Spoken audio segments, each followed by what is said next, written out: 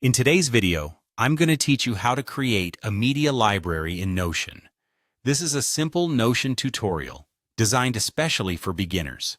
So don't worry if you've never used Notion before. By the end of this guide, you'll have a personalized media library that helps you keep track of all your favorite books, movies, and songs. Let's dive right in. To start things off, you'll want to create a database within Notion and give it a fitting name. In this case, we're going to call it Media Library. This database will be the foundation where all your media information is stored.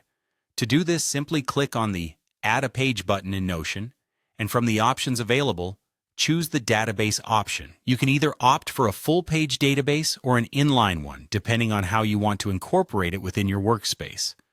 Once selected, make sure to rename the database to Media Library so it's easily identifiable. Now that you have your media library set up, it's time to add some properties to it.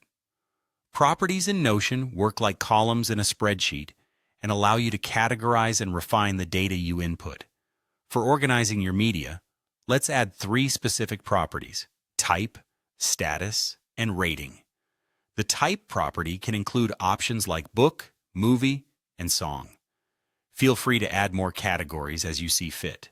For status, you might have options such as to read, in progress, or completed. And for rating, consider creating a simple scale, such as 1 to 5 stars, to evaluate how much you enjoyed each piece of media.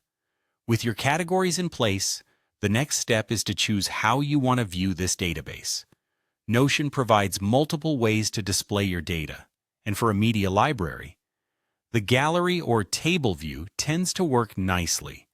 The gallery view gives you a visually appealing layout where each entry appears as a card, which can be great if you want to add cover images for each book, movie, or album. On the other hand, the table view provides a more spreadsheet-like appearance for those who appreciate a simpler, organized format. You can switch between views anytime based on your preference or needs. Finally, as you continue to add new media to your library, make it a habit to update your database regularly. Whenever you read a new book, watch a movie, or discover a song you love, add it to Notion. Don't forget to include all the relevant information like the type, your status with it, whether you've started or completed it, and your rating.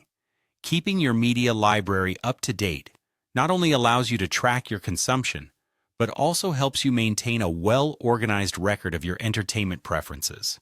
And there you have it, a simple and efficient way to create and maintain a media library in Notion. Thanks for watching, and I hope this tutorial helps you stay organized with all your media interests.